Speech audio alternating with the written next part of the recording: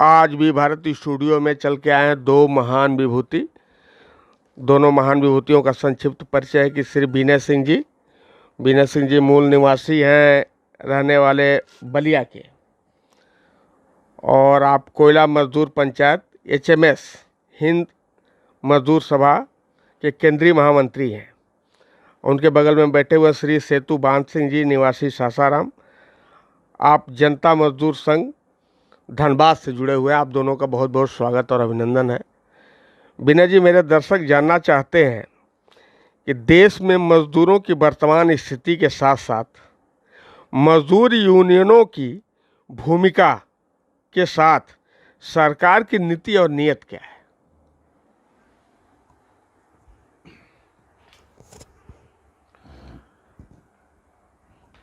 देखिए, देश में सरकारी उद्योग धंधों में काम करने वाले मजदूरों की संख्या लगातार घटती जा रही है। सरकारी पदों पे कोई नियुक्ति सरकारों के द्वारा हो नहीं रहा है, चाहे प्रदेश की सरकारें हैं या सेंट्रल की सरकारें हैं।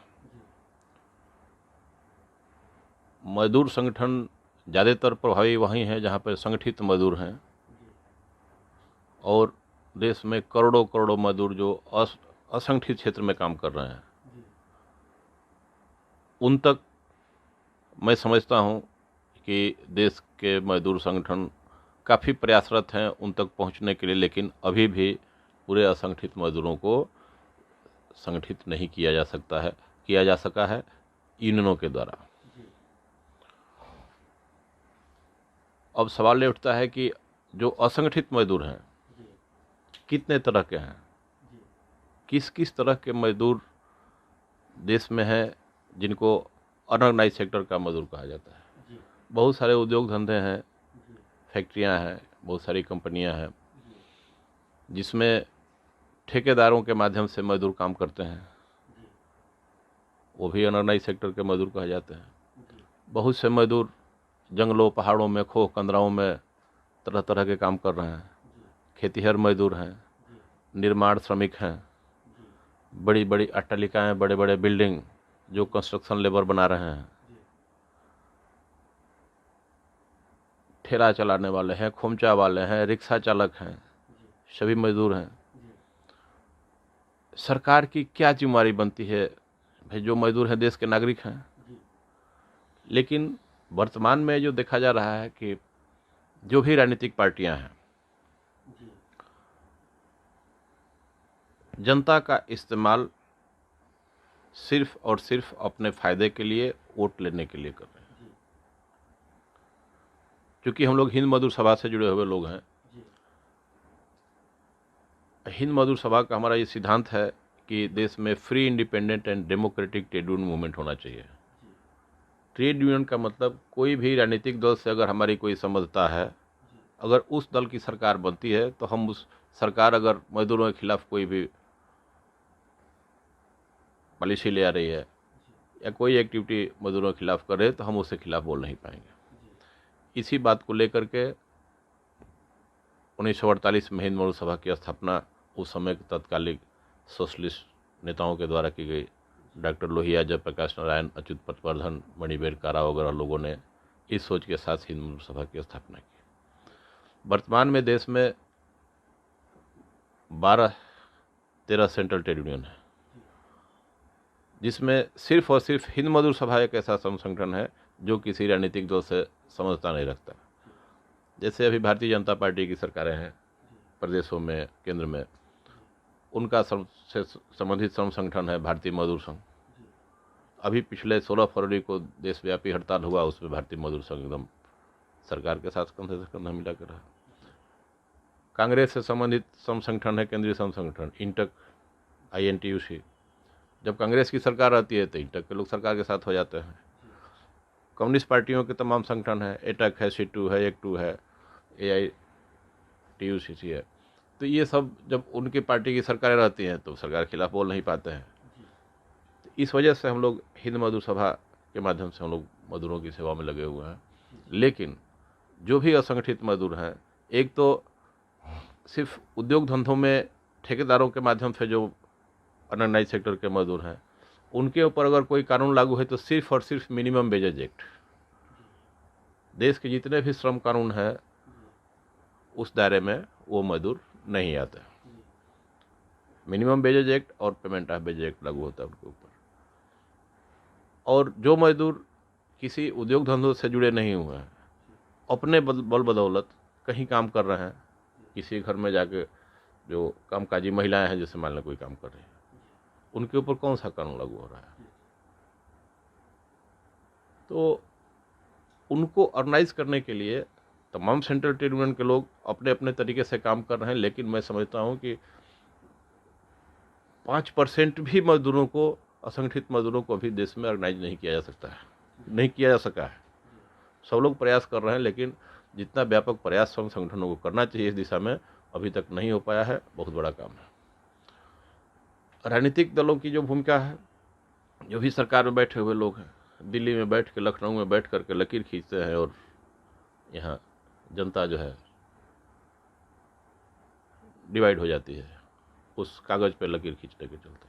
जाति जाति के नाम मैं पूछना चाहता हूँ, रिक्शा चालकों का समूह है, कोई बता सकता है कि इसमें किस किस जाति के रिक्शा चालक हैं? लेकिन रिक्शा चालक का जो समूह है उनके सामने क्या क्या समस्याएं हैं उनकी चर्चा नहीं होगी। वो जाति में बटे हुए हैं, हम राजभर हैं तो राजभर पार्टी को वोट देंगे, हम यादव हैं तो यादव पार्टी को वोट देंगे, यादव कोई नेता खड़ा हो गया उसको वोट देंगे। इस तरह से जिस जातियों के डिवाइड कर करके इन तमाम मजदूरों को ऑर्गेनाइज होने से रोका जाता है। और ये सारे राजनीतिक पार्टियां जितनी हैं सब घड़ियाली आंसू बहाने के लिए तैयार हैं मजदूरों के नाम पर, लेकिन मजदूरों का भला कोई नहीं कर रहा है।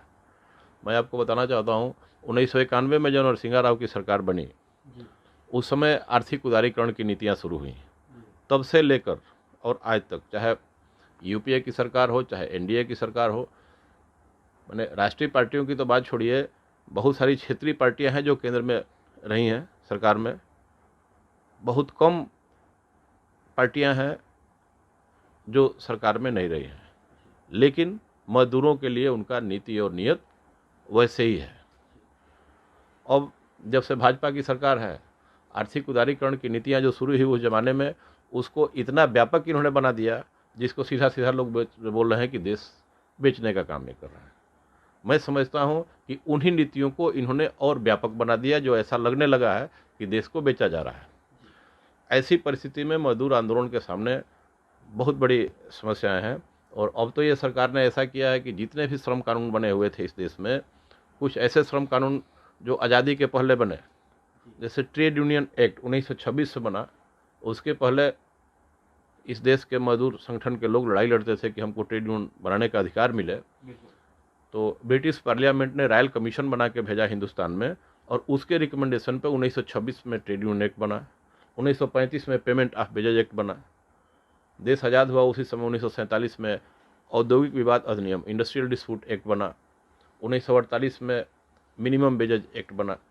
इन सारे कानूनों को, श्रम कानूनों को ख़त्म करके अभी वर्तमान केंद्र की सरकार ने पार्लियामेंट में ये पास भी कर दिया है, सिर्फ उसका नोटिफिकेशन होना बाकी है।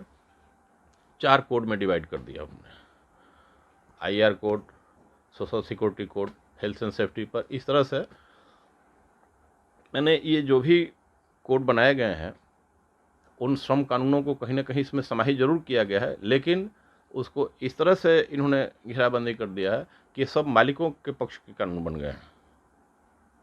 कारपोरेट परस्त और पूंजीपतियों के, मैं समझता हूं कि उनके इशारे पे ये सारे कानूनों का नए सिरे से ये हुआ। जिस समय ये कानून लागू हो जाएंगे तो श्रम संगठनों को चलाना काफ़ी मुश्किल होने जा रहा है। इसको लेकर के देश के ने सिर्फ भारतीय मजदूर संघ को छोड़ करके सारे सेंट्रल ट्रेड यूनियन एक प्लेटफार्म पे आ गए। अभी यहाँ तक कि 500 किसान संगठनों का संयुक्त मोर्चा और सारे सेंट्रल ट्रेड यूनियन एक भारतीय मजदूर संघ को छोड़ करके, उसके अलावा बहुत सारे स्वतंत्र फेडरेशंस हैं, वो सब एक साथ मिल करके अभी 16 फरवरी को हड़ताल का नोटिस दिया उन्होंने। हड़ताल हुआ भी जहाँ जहाँ हुआ।